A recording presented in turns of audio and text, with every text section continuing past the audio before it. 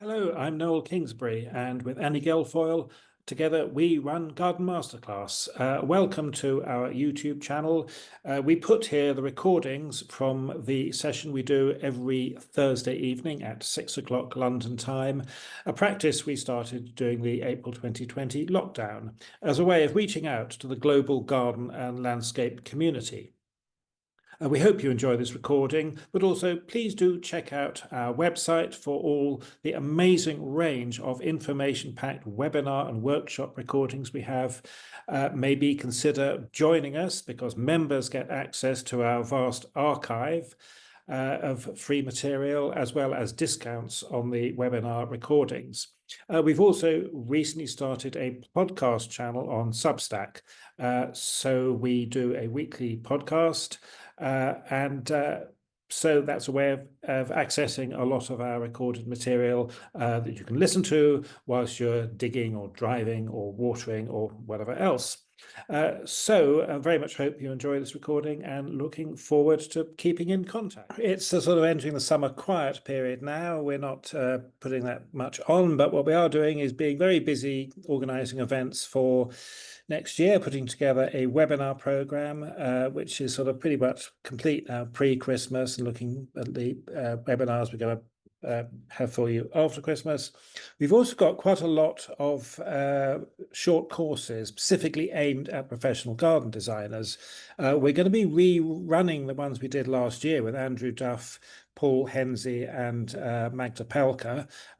But Paul Hensey, whose course on construction detailing was, amazingly popular, will also be doing a course on Beginner's Guide to SketchUp and an advanced SketchUp course, SketchUp being this key software application for garden designers. So a great opportunity for the professionals amongst you to do some learning from somebody who is an amazingly good and clear teacher. That's Paul Hensey. So we'll be posting details, I hope, in the next week, certainly the next week or 10 days of those courses and the other events.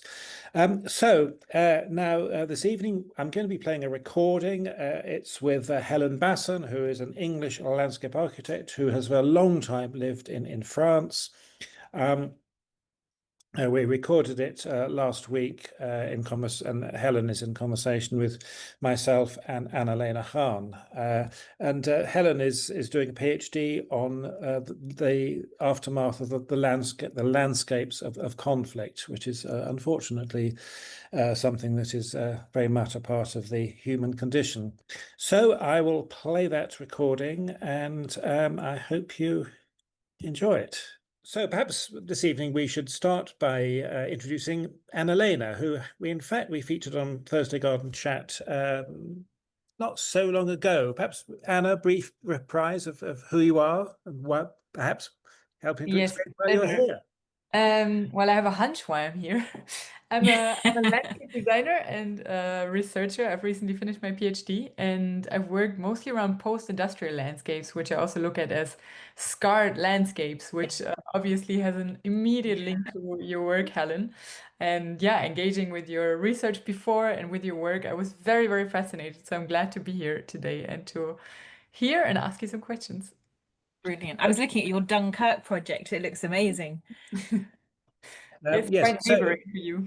our guest this evening is in fact Helen Basson, and another crossover between Lena and Helen is that they're both, not French, but living in France. That'll be a sort of one of our sort of minor elements perhaps of this evening, talking about the landscape and garden scene in France. But Helen is our guest this evening. Perhaps we should start, as we always do, by talking about how it was that you got involved in plants and gardens and landscapes. So I grew up in North Cornwall, and my childhood was really spent between Bodmin Moor and Dartmoor. So I think for me, I'm not really a fan of gardens. I'm more landscape, which is a really interesting question itself because it's something I've pondered. Where's the line? Where do gardens stop and landscapes start? I did have a garden at home. It was very much a vegetable garden with my parents, but I wasn't really attracted to the combinations of plants together which people had put there. It was more about how man had shaped the landscape. So the stone rows on Dartmoor, I found them fascinating. That kind of windswept gorse bushes, that the absolute, when you look on a micro scale, the biodiversity that you could see on what looked like just one species of landscape, which was something that later on in the south of France, that was definitely something I looked at closer. So yeah, Right. kind of, and then by accident really. So after that, then I went to study ancient history and French at university, and then met James, who I worked with for many years. And so then we set up our own practice doing garden design, but very much I wanted to bring the historic side and my passion for that historic landscape into what we did. Yeah. Yeah. So, and of course, working in the south of France, a major concern has to be, of course, water sustainability. And you and James made a lot of real progress on that, didn't you? Yeah, I think when we first started, it was kind of trial and error, and then it was more just the jarring effects of bright green lawns and turquoise swimming pools that just didn't sit right with us in the kind of landscape. We'd both come from a love of landscape. And so it was very much walking, hiking, camping in the hills where we lived and looking at that and how can we bring that into a garden feel so that it feels like it sits right. And then it was Olivier Philippe, who we worked with for many, many years. Of course, I yes. remember him saying to us, "Walk the desert." That was his one sentence that he said. Hold true. Don't. What's the word? What am I trying to say? Don't sort of back on your values. Stick to what you believe in. If you believe that the way forward is to do dry landscapes with no watering, it is the future. Stick to it, and that was really good advice. But how well did that go down with clients or potential clients? That it was tough, very tough to start with. I think people have a misconception of when you say dry gardens, they think cactus. But obviously it's a learning experience and having photographs of this is what it'll look like in year 1, this is what it'll look like in year 3. And then obviously the longer we were doing it and the more we gained a reputation, then people would believe, and then it got a lot easier to convince clients. But to start with, it was hard. It was a hard slog. Yeah, yes. And in terms of public landscapes, I mean, do you think that particular battle is being won in the south of France? I think it's getting better and better. Yeah. I think there is definitely more of an awareness, and especially because, I mean, we've seen the heat waves at the moment, the forest fires, the flooding. People are aware that climate change is real. And so there is definitely a change to it. But then I think and I don't know, I'd be interested to hear what Anna says about her clients. Most of our clients were not French. We had very few French clients because my understanding or my experience has been that the French tend to stick to the very traditional potager. They like their vegetable gardens and they don't understand why you would design a garden. Do you agree, Lena? It changed for me when I moved away from the south of France. So I lived for a long time in Occitanie, so not so from the Mediterranean, and their garden design is not really a profession, something that everybody does for their front yard with the ever same 5 shrubs. But now I'm living in the Loire Valley, and here there's a great garden culture. And here I also have more French customers, and usually the progression goes from promising them a block planting, and then the longer you work with them, the more you go dynamic. And at some point, trust is enough to take a step together. So I feel like it has changed a lot with changing region. Yes. Has Chaumont, the garden festival at Chaumont-sur-Loire, has that had an impact in that region, do you think? I mean, the garden festival is much older than me, so I'm not exactly sure, but I guess so. I mean, the Loire is really, I mean, I wonder what you say, Helen, but I would say the Loire has one of the strongest like landscape and horticultural Traditions. focuses. Yeah, exactly. So I feel like there's a lot going on here with practitioners being here, but also people who are interested in gardens moving here because there are so many gardens here. Helen, where are you living? Where are you living now? I live in the Somme now.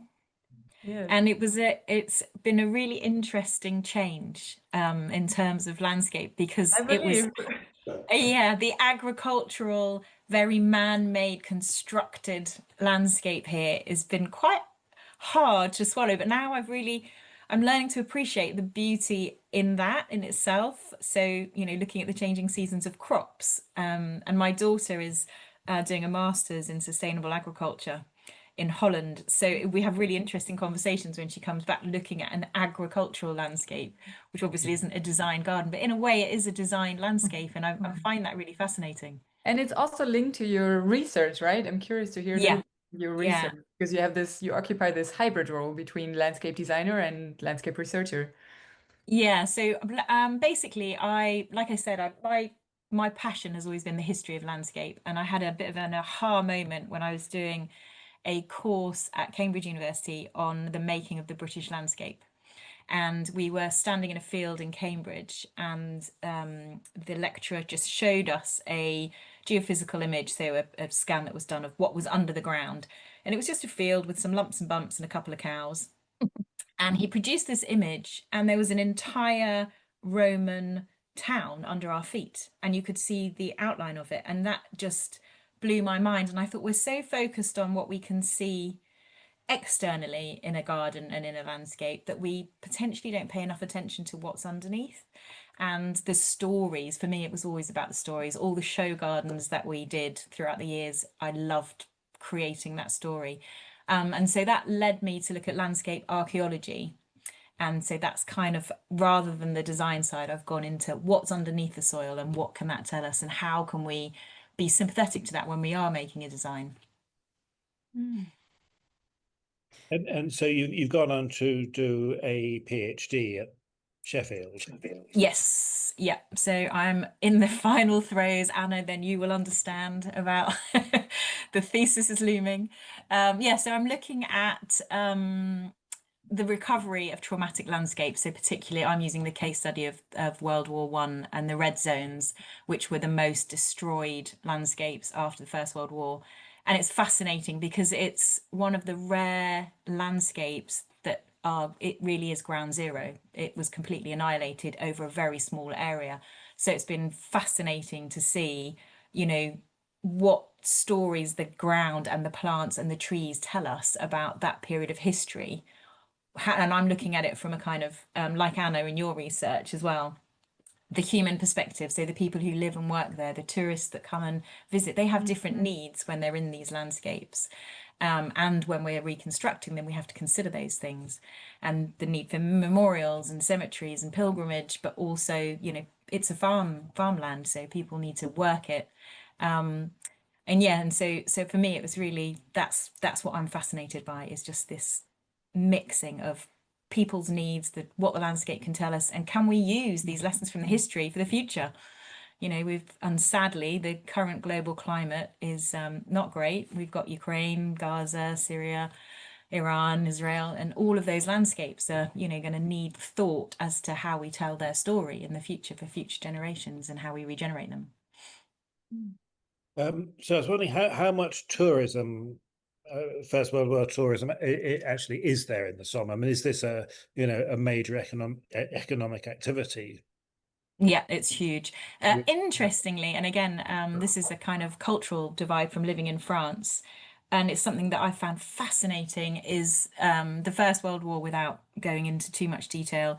There were three major battles. So there was Verdun, there was the Somme, and there was Ypres. Each one had one or two versions of that throughout the 4-year period. And the Somme is very much considered the British battle. And there were 600,000 Commonwealth soldiers that died here, but there were also 200,000 French soldiers that died here. But it's just not into the French memory. It's all about Verdun for them. That's the French battle. And it's this distinction that shows in the tourism. So around here, it's the Circuit de Souvenir, but you'll see signposts with English everywhere. It's all set up for the British circuit that go around the memorial sites of the British battle. Yeah, interesting. I'm kind of curious, Helen, what you begin to understand about the role of design in such landscapes. I'm saying that with something in mind, so I'm going to add that immediately. I've been very inspired by the metaphor of the landscape scar by Lebbeus Woods. He's an architect that worked a lot in post-war landscapes, and he said, in such landscapes, design actually has to make visible the conflicts that has happened here, and we shouldn't beautify these landscapes and make the conflicts invisible. And I'm kind of curious what you personally and through your research, what kind of understanding of design in such landscapes do you develop? I would totally agree with that. And I think, again, if we look at those two examples, Verdun at the end of the First World War was completely preserved by forest. So it's become this kind of living landscape of memory. And wherever you go, it's perfectly preserved because the trees preserve it.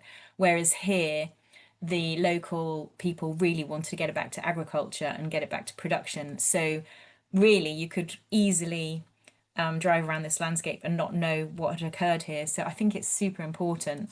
And there are one or two pockets where that's happened and it hasn't been touched, and it brings it home. And I think it is really important.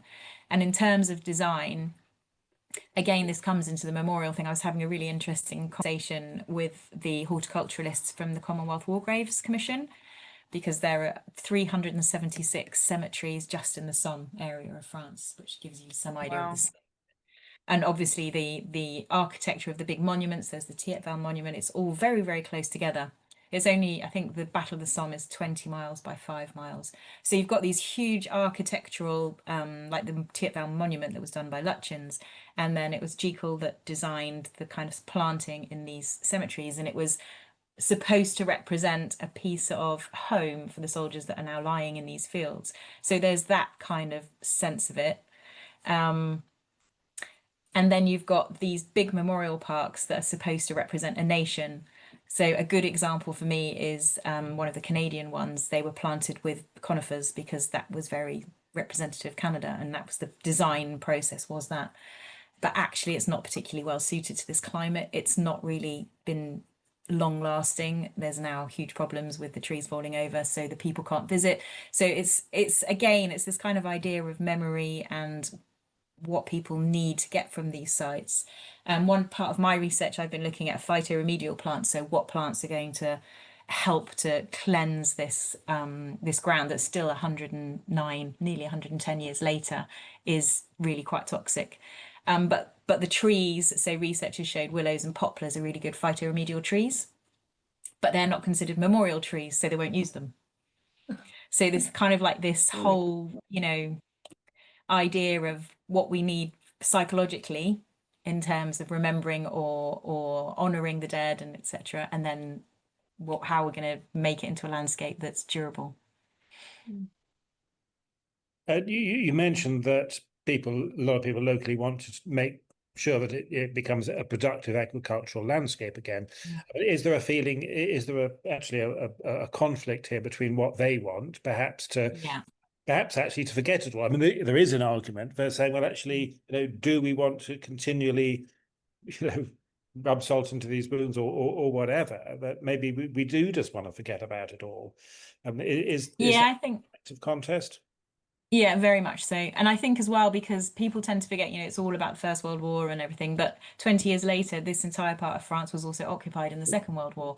So there's also a need for the French to, I wouldn't say it's shame, but it's kind of, they don't want to remember. It's not a particularly pleasant part of their history. And then you do get these cemeteries in the middle of all this agricultural landscape. So farmers are harvesting around these Commonwealth cemeteries, and it's a bit like what I was saying earlier about these green lawns and these turquoise pools down in the south of France in this kind of Mediterranean landscape. Up here you've got these cornfields with these bright green grass that's perfectly preserved by the Commonwealth War Graves Commission of these cemeteries in amongst the crops. And then of course you've got the visitors traipsing through the farmers' fields, and then because it's still not very well regulated in terms of archaeology here, you get all the people who are trophy hunting, so walking in fields looking for souvenirs. Waving their metal detectors. Well, metal detecting, you get a very large fine if you're caught doing that. But looking for, bullets, and I mean, there's still that you probably heard the expression, the iron harvest. So every year, I can't remember the exact figure, but it's a scary amount of how many tons of iron, whether that's live ammunition or bits of shrapnel or guns, etc., coming to the surface. And with the increasing mechanization of agriculture and the plows getting deeper, obviously that's becoming more and more prevalent.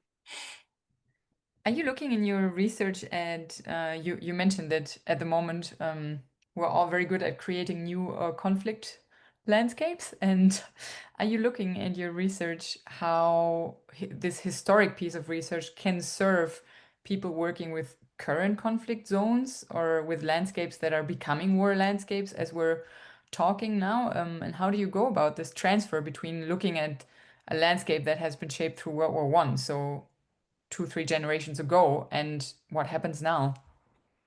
So I think traditionally people look at kind of war landscapes from a very historical perspective, and then there's the geography side, so there's the environmental perspective. All of this has been studied individually, but what I'm trying to do is put it all together holistically and say you cannot approach it doesn't have to be a conflict landscape, it can just be a traumatic landscape, or as you found in the post-industrial landscape, unless you consider all of those things together. So my goal is very ambitious, is to create like a theoretical framework to say, okay, we can look at what's worked over a 110-year period where we've got a solid case study, and how can we adapt that now to Russia and Ukraine? How are we going to tell a story that tells both sides of the conflict? How do we get that land back to, production? How contaminated is it? What plants are we going to use in these landscapes? How much are we going to preserve or not preserve? All those questions, I think, are, really important.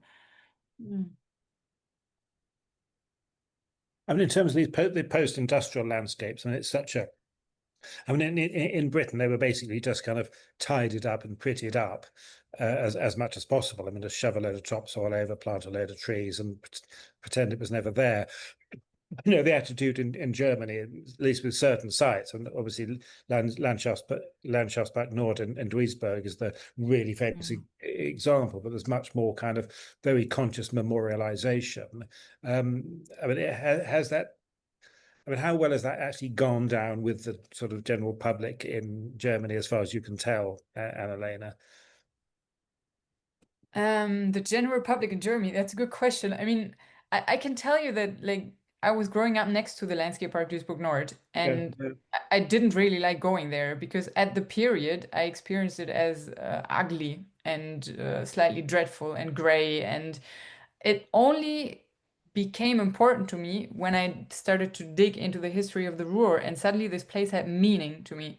And I think this is a question I would love to discuss with you, is I think at the moment there's a lot of beautification in our profession or in design. Like, people try to achieve certain images of beauty, which is why people in the south of France have turquoise pools and green lawns, because we create images of beauty. But then I feel like something that you're bringing with your research, Helen, and places like Duisburg Nord, is the need for meaning, and for meaning in our human stories. And how, as a designer, do you work with like making this meaning visible and incorporating that into a design? And what is then the relationship to beauty, which I feel changes a lot from these, like, how to say, aesthetic displays. Yeah, no, I think that's something that I really felt more and more when we were doing the design, when I had the design practice in the South, was it's all very well just I'd be the first to admit I'm not a horticulturalist in the sense of, I know all hundreds and thousands of different plant species. That was very much James's bag. But I do think it's really important to look at what is the landscape that what's the history of that landscape that you're working with, and how can you be true to that?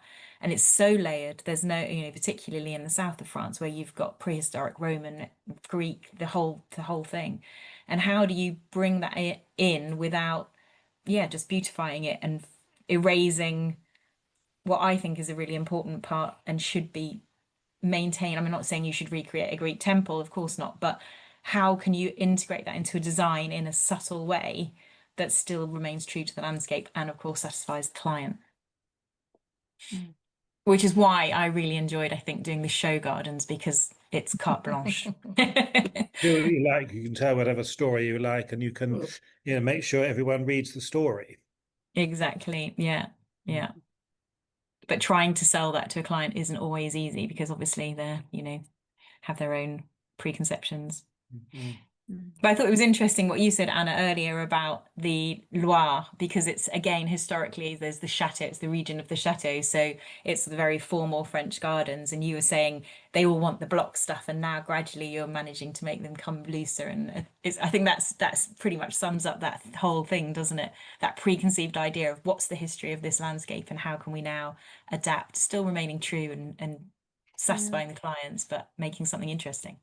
I mean, I feel like one big argument that like always works also with public clients, like with municipalities, is when you speak about maintenance and when you speak about what these plantings then not need. And I feel like suddenly a world of compromise opens when you have a perspective that maybe this garden doesn't need to be weeded all the time, replaced all the time, watered all the time. And I feel like it's quite a pragmatic and functional argument, but I feel like it opens a lot with clients. Was it similar for you in the south of France of introducing dry gardens and Yeah, definitely. I mean, money talks, doesn't it? If they can save money on their irrigation bill and maintenance, yeah. Although I think we did make the mistake of saying it's a low maintenance garden, whereas actually anything that is quite intensely planted initially is quite high maintenance yeah. because you've still got to weed it. But I mean, it's just one of the things that, as crazy as it sounds, was quite a good sales point, for want of a better expression, was by watering less and having a drier garden, you get less mosquitoes. You know, Oh, but right. and it's true. It's, you're getting the natural biodiversity of the insect life that likes that thing, but because you're not creating a damp area, you're, especially with the tiger mosquito, which was a fairly recent addition to that area, which lays its eggs in damp ground rather than in water. So if you've got damp grass, it's a breeding ground for that particular mosquito. So that was a really good, don't Oh, have grass, don't great. water it. We have a great ally then. Yes. Exactly. Yes, Yeah. yes, yes. And how is the garden culture in the Somme? I mean, you said that you were more on the landscape side of things, but like Yeah, I mean, what's so happening many there? people have said, "Can you come and look at my garden?" And I keep going, "No." But no, it's very, I mean, the climate is very similar to the UK for one thing. So, in terms of what can grow here, you can grow pretty much anything. But it's very clayey and chalky soil. So it's quite compacted. But yeah, I mean, again, because it's very rural agricultural France where I am, it's the potager, it's the vegetable gardens you know, and the same five shrubs, like you were saying earlier, that traditionally people have used in this area. And what are the places in France? I'm asking out of personal curiosity, what are the places in France that you go to when you want to inspire yourself of like new things in the landscape and garden domain? Like where are you going? You mean in terms of landscape or in terms of like festivals and things like that? No, like landscape projects or garden projects or Okay, so we did a project in near sort of between Narbonne and Béziers in a huge it was a chateau that had several villas in it, and I really really enjoyed that. It's sort of the hottest driest part of France. And it was a real challenge because there's literally no soil.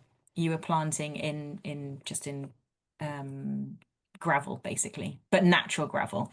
um and then it was things, again, this is like weaving the history back into this landscape. So there was a real problem with chêne kermesse, which is Quercus coxifera. And it was just everywhere. And we were like, how are we going to be able to deal with this, to be able to create gardens in this whole, it was basically a small hamlet that was being created there. And we were going to do gardens for 100 and something, no, 45 villas and the chateau, that's it. And so this chêne kermesse is only there because the Romans brought that plant in to crush it to dye their imperial cloaks. And when I started looking at that again, I was like, if you look at that from a pollen perspective, scientifically, it's really, really close to Quercus ilex, which is a pioneer in that area. And I was like, my goodness, look, already this landscape is telling us the story of its past. And how amazing is that? So I love that landscape, all sort of from Narbonne, from the coast and the Spanish border up into sort of Provence, and again up in that kind of the Plateau de la Crau above Marseille. That's really because it's so contrasting. And then things like the transhumance routes where they took the sheep from the lower land up to the higher ground, and the biodiversity that that's caused because of the sheep, and again the history of that kind of like process. And that's now UNESCO listed as an intangible heritage. I mean, how cool is that? Well, here's a little hypothesis, Helen. I sometimes feel like because France has such very diverse and incredibly rich landscapes, I mean, living here, to be honest, I still enjoy it so much. I feel like I know France 10 times better than Germany or Turkey, where I'm actually from. But like, landscapes here are incredible. And sometimes I feel maybe garden culture is not so popular in, let's say, the mainstream population, because the move into the landscape is actually so easy and so popular. Yeah. People go hiking, they go out for little camping trips. Like, there's a huge outdoor culture, and sometimes I wonder if that's the reason that, like, unlike in England, there's not such Mm. a crazy garden scene here. I think that's exactly right, because I think people forget France is huge geographically. And so you're constantly within a stone throw of nature, whereas in England, your kind of pocket handkerchief back garden is your world, and that is your escape to nature, which is probably why people, yeah, I think you're right. I mean, we had a huge garden in our house in the south of France, but we were more often walking in the hills behind that rather than gardening our garden. So yeah, I think you probably hit the nail on the head there.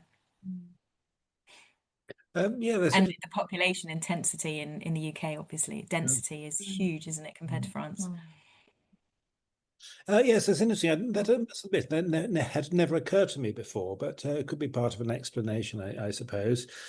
And also, Helen, you did a paper once on Normandy, on the bocage landscapes in Normandy, and how they were impacted, how they played a role and were impacted by the post D-Day invasion of Normandy and liberation of Normandy. First of all, I mean, could you explain what a bocage landscape is? It's a very particular type of cultural landscape. Yeah, so a bocage again, it's a man-made landscape, probably only been around since about the 1800s. So it's when Napoleon decided to delineate property boundaries, and they needed to find a way of how they were going to actually do that on the ground before fencing was a thing. And so hedges were planted, and then the sort of roads between the hedges became sunken because they were used so much. And so you've got these really steep-sided hedges, very much like Devon and Cornwall in the UK. So if you can picture that, but very small fields with these huge hedges, which in the Second World War, no one had really thought about how hard that was going to be to attack through. And so they devised these, innovations called rhino tanks, where they used the metal that had been used on the Mulberry Harbours from the D-Day beaches, and then they attached them to the front of tanks and burst through. But what I was really interested in was whether the changes in that landscape, because I can't remember the exact figures, but a vast majority of the hedgerows have since disappeared. Was that directly related to the war, or was that just a natural thing that was going to happen anyway because of changing agricultural policies? So I was looking at the hedgerows and also the orchards. And yeah, it's really interesting. I think you could look at it two ways. The policies that were put in place after the war, because France was economically struggling so much, having endured First World War and then the Second World War 20 years later. So when the Americans instigated the Marshall Plan, it was very much about mechanization of agriculture. The fields were too small to cope with the American machines, so the hedgerows had to go.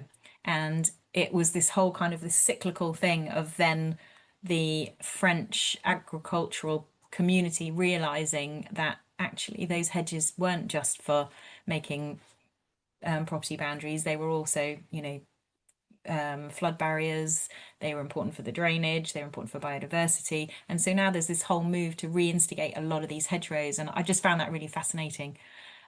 So yeah, whether or not there was definitely the gaps that you can still see in the hedges, which aren't in logical places, left over from the Second World War.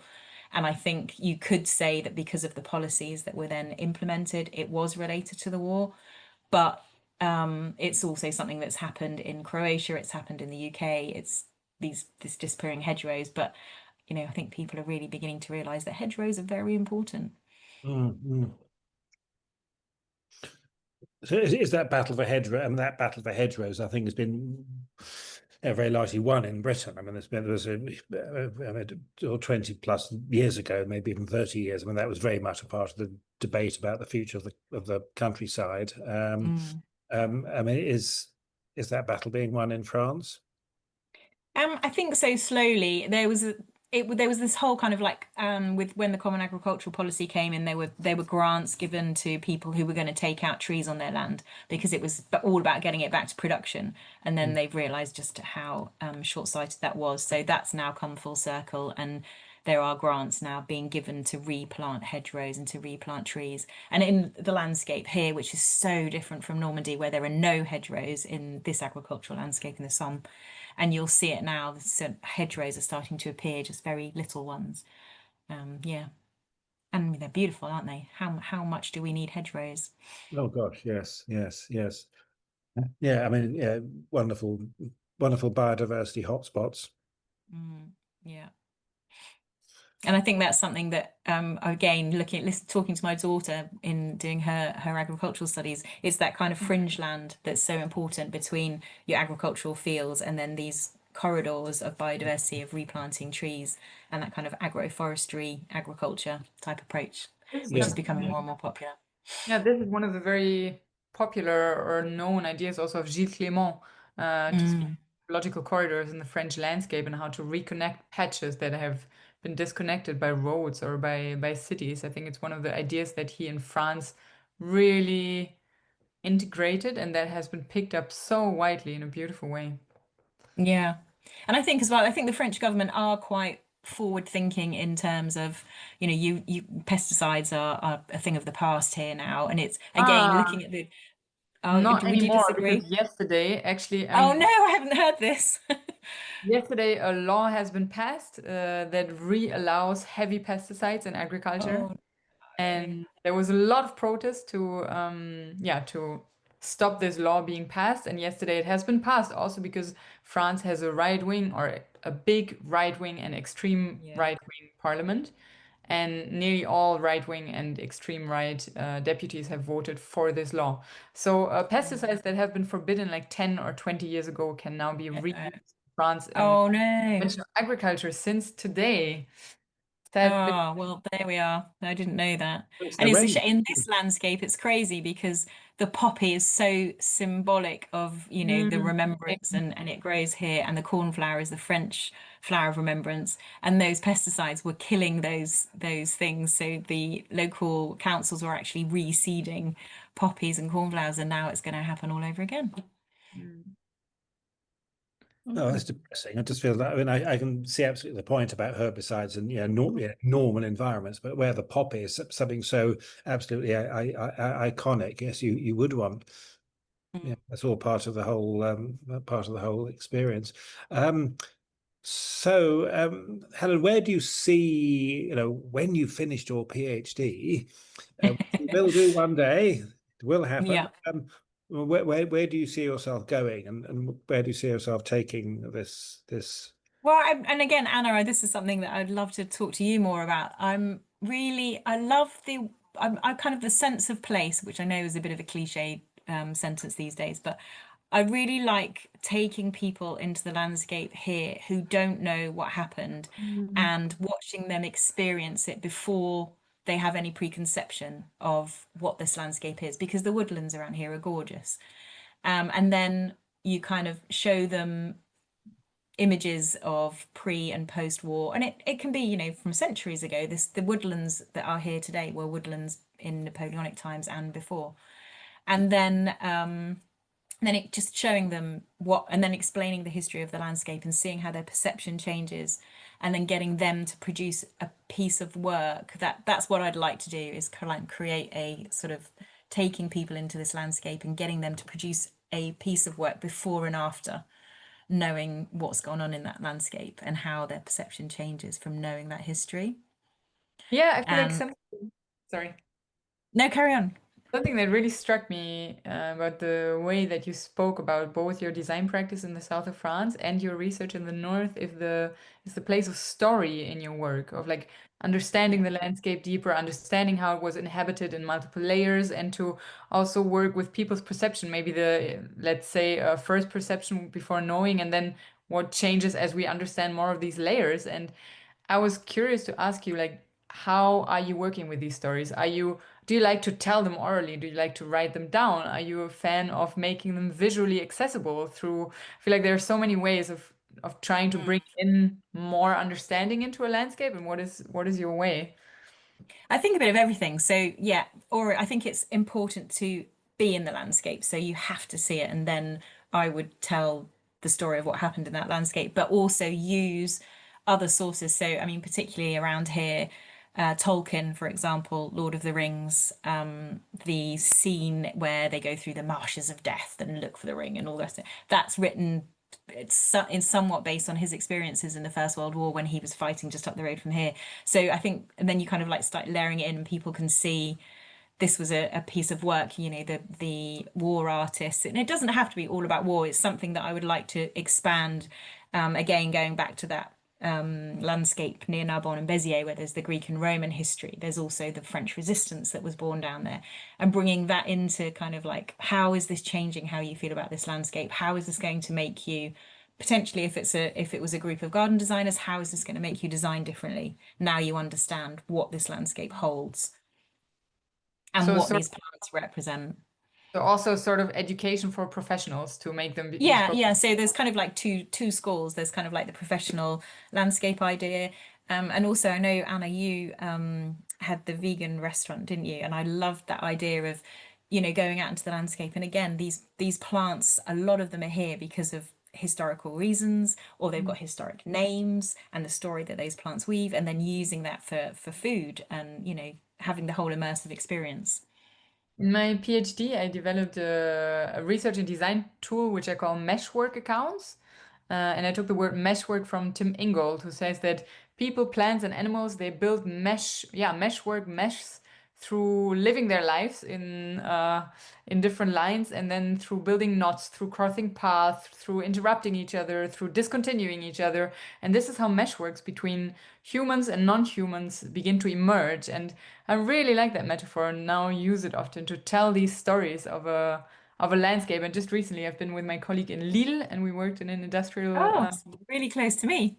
Yeah, for an arts festival, we worked or we created a performance based on these meshwork accounts, telling how how plants arrived with the industry in Lille, and Oh, yeah, what wow. that tells us about migration of plants, of people, of goods, and how these processes that we often experience as separate, how they're often interlinked, like. Yeah, like Senecio in Aquidens coming from South Africa with wool imports that arrived in Dunkirk with ships and then being transported with trains to Lille, and from there conquering basically the whole of France. But like how, yeah, Yeah. many of these plants that we see every day, they have such a dense story that we don't know about. Yeah. There's a And wonderful story. sorry, no. The most wonderful story I know there is Paulonia in the United States, where Paulonia seed is like little balls of polystyrene. Chinese immigrants would use that to pack their precious porcelain. Oh well. And so Wow. imagine these in crates in old-fashioned rolling stock, bumping along, and the little seeds would come out through the cracks, and they'd come out of the rolling stock, and they'd land by the. Amazing. So that's why you get Paulonia along a lot of American railroads. Eco polystyrene. And it's the same with the conflict stuff. There's a whole they're called obsidianal plants. There's even a particular term for them. What was Um, that word again? Obsidianal plants. So Obsidianal. yeah, so plants that are only where they are because of conflict. So Cicericium montana is a good one. Wow, incredible. Brought over with the American troops for feed for their horses, and so now it's found in pockets along the Western Front where the American troops were in France. And just, I love that. I think that's amazing. Yeah. Mm. Yeah, I think Anna, we should collaborate on something. I'm liking Yeah, the I sound of also this. thought I need to give you a call after this. I think we have lots. Yeah. And when you were in Lille, did you see the slag heap, the pyramids? that are now just outside Lille on the way, and they're UNESCO listed now. And again, I think that's fascinating from your background in post-industrial kind of landscapes. They're these massive black pyramids, and hardly anything grows on them, but those specks of green that kind of contrast against the black are stunning, and that's all just naturally evolving. And that, that's again amazing. I actually grew up next to one of these mountains in the Ruhr area, and until I started my PhD research, I always thought it was just a natural mountain. And it took me 5 years to realize that it was actually a slag heap, and it really shocked me because most of my early nature experiences happened on that slag heap. Like this is where I would play in the meadows and let our kites fly and search for what we called glitter stones, which are actually pieces of coal. And I think it really questioned me, that experience, because we so often think of nature experiencing happening like out there or far away from the cities, but like in my very own experiences, they happened on a slag heap. And that was enough in a way. I feel like a lot happened on that slag heap in terms of plants, people, insects, animals. Yeah, that really motivated me to start my research actually.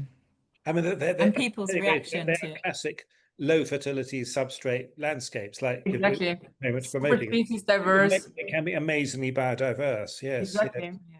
Yes. And I find it fascinating when people arrive here, because quite often they'll either fly into Lille or they'll come on the Eurostar to Lille. And if I pick them up and we drive past these slag heaps, and they're like, "What's that?" and they just see it as ugly, and then they realise that it's got this heritage UNESCO protection on it, and they're like, "Well, why?" And I really like that, because in 100 years from now or 200 years from now, those landscapes are, they're not going to have the same resonance that they have for us for future generations. And Helen, did you have a personal connection or like a striking event or something that made you curious about trauma landscapes or post-war landscapes? Like how did you get there? I think I've always been, the First World War fascinates me because of the static nature of it and man living in the earth. So you Mm, don't get much more in touch with nature than, for 4 years, just the mud and there was just something about that I just cannot comprehend, that fascinates me. And that kind of like, on such a small area, fighting for what? Because it's just fields. Yeah, and then the how for, and something that I've always really been fascinated by is we destroy things. Man is just born to destroy things. Statistically, there's a major war every 6 years, which is horrifying, but nature will always win and will always heal, and I love that. And I think that's such a source of hope, that's what I wanted to look at and study, was like what plants grow back here, what is the long-term possibilities for these sort of landscapes, and how can humans hopefully learn from them. Have you ever been to the Battle of Hastings site near Battle in Sussex? No, I haven't actually. Um, I went there a couple of years ago, a couple of summers ago, and of course that's a battle. It was a long time ago, and of course it was so, 1066 is the date that everybody, however crap they are at history in Britain, knows. And of course there is a line which some quite sympathetic, was it was the Norman invasion was a thoroughly bad thing. No, it's a fascinating place to go around because it really is an incredibly beautiful and varied, really kind of one of those really Arcadian landscapes, because you've got this whole patchwork of woods, scrubland and fields. So it's actually quite unusual in that to have such a sort of complex of I wouldn't say savanna because it's not open enough, but it's that chiaroscuro of light and dark and wet and dry and all these different habitats. And I just found it such a beautiful place to walk around, and really, really difficult to put that in my head of what was actually a really brutal battle, and one that had such enormous consequences for everything, not just British history, but international history, given what came the Britain that came out of it eventually. No, it's one that's really worth looking at. Yeah. But I think that's, so what was your feeling, Noel, stood in that landscape, that potentially there is an equally kind of pastoral scene a bit further away? How much were you influenced by what you were feeling in that landscape because you knew that that was where the Battle of Hastings was, compared to potentially in exactly the Well, same I found visual? it very difficult to put the two things together in my head, because on the one hand, I was appreciating this wonderful kind of patchwork of habitats landscape, and knowing it was the site of the Battle of Hastings, and trying to sort of imagine that, when it almost certainly would have been, probably a lot more open. But also, I was thinking, well, why is it like that? I mean, what there must be, because it was a battlefield, maybe, and the battlefield it was never conventionally treated agriculturally, that it was it had perhaps rough grazing rather than arable or more intensive grazing. That I'm sure that the fact that it was the site of the Battle of Hastings would have dictated a particular pattern of landscape management. I mean, I don't honestly know who it was owned by, or I think it's owned by the local council now. But it would be very interesting to know why it ended up with that particular sort of habitat patchwork. Yeah. It's like here, the woodlands. So I'm studying the woodlands because it's the only place where there are still preserved battle scars. Everything else is agricultural. Yes. And again, those woodlands are where they are because they were the least fertile ground originally. So, and then strategically in the war, they were the places to hide. And, so it is interesting, those kind of landscape stories. Back to stories, Anna. How do they look like, the landscape scars that are still visible? Some of them are huge. I mean, there are craters. There are 2 craters here that measure 30 meters deep. Huge, like massive scars in the landscape. And then in Belgium, there's this whole, again, because without going into too much detail of military history, when you've got your trenches, you've got the German trenches and the Allied trenches, and then no man's land in between. And when they realised they couldn't get across no man's land after 2.5 years of trying, they started going underground. So the tunnel network is huge, and there's this whole underground thing. And then they blew from underneath, so you've got Actually, huge craters where these mines were. And now in Holland, in Belgium, one of the craters is now this beautifully landscaped lake, and it's become a place where people go to walk their dogs and sit and have a picnic, and it's only there because it was blasted from underneath. Yeah, a few weeks ago, I don't know if you saw it, but we did the Warsaw Uprising Mound Park, which was the Warsaw Uprising. It was basically Stalin encouraged the Poles to revolt against the Nazis, and then sat back on the other side of the Vistula River and let the Nazis massacre the Poles. And most of Warsaw was demolished, and an awful lot of it ended up in this heap. I mean, literally an enormous heap of rubble that was sort of built up, until the mid 1950s, and then abandoned. And it grew a whole load of spontaneous vegetation, including things like locust and box elder, which are generally regarded as invasives. And it's now been landscaped as a park. And just in fact opened just over a year ago, very much sort of using recognizing actually the value of that spontaneous alien flora, and then trying to encourage a more diverse native flora in amongst it. But anyway, it was particularly, it was an extraordinarily large and dramatic instance of the post-conflict landscape. And Wow, I'd love to go and see that. That sounds yeah, fascinating. I'll send you the link. Yeah, It's on our yeah. YouTube channel, so yeah. I think it's Helen like Basson, any traumatic landscape, Chernobyl again, I mean, look how nature has come back there. That's Yes, again yeah. fascinating, isn't it?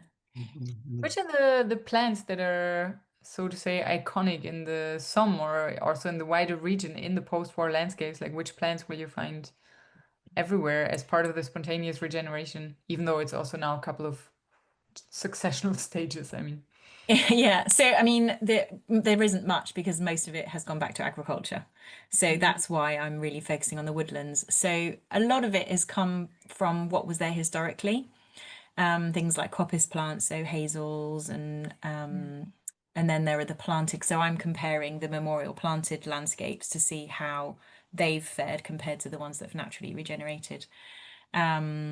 And then what I found really interesting is on the ground cover in the forests is there's still what they call ancient woodland plants. So the British Forestry Commission and the ONF in France, like primroses, bluebells, all those things that you associate with ancient woodlands. Now, is that because the woodland is now old enough that it's considered an ancient woodland, or is it because there was the memory and the seeds deep rooted into these into this soil? And again, because of the war and the nature of war, something called bomb tubation. This is a new coined phrase as well of to how the soil is churned up through bombing.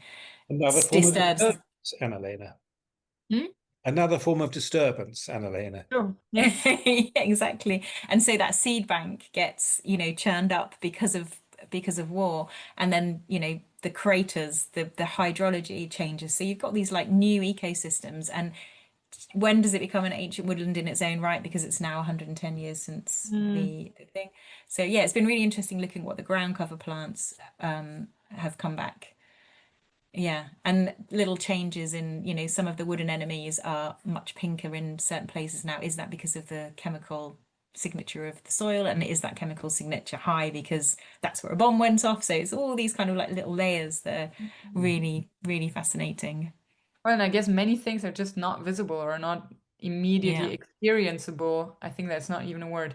For us, I mean, soil pollution, for example, is something that must be, yeah, you wrote it in one of your papers. Like there are, I think, parcels that would need another 700 years to. Yeah, to be clean. Yeah, Yeah. it's crazy.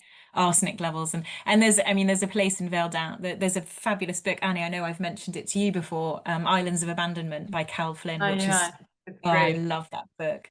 And she goes to the Place à Gaz in Verdun, which was where they emptied out the gas shells that were stockpiled, and they just put the chemicals in the ground, burnt them, and then kept the metal and recycled the metal. Wow. And still today, nothing grows there. Just recently, lichen has started to come back. So that is going to be a fascinating study of what will eventually come back and in what order. Yeah. Oh dear. So hopefully not too much doom and gloom there, talking about massacred landscapes. Yes. No, fascinating and really, really interesting stuff. And so interesting to sort of talk with Anna-Lena about the comparisons with post-industrial. Marvelous. Well, really nice to hear from what you're up to now, Helen. And hopefully we keep in touch and hear. Yeah, thank you for having me. And Anna, we will definitely call you. Yeah, I'm so we'll definitely have a chat. more about your work. Thank you so much, Helen. Thank you. Great. Well, we'll say goodbye for now and look forward to meeting later. Thank you. Bye. Bye. Bye. Bye.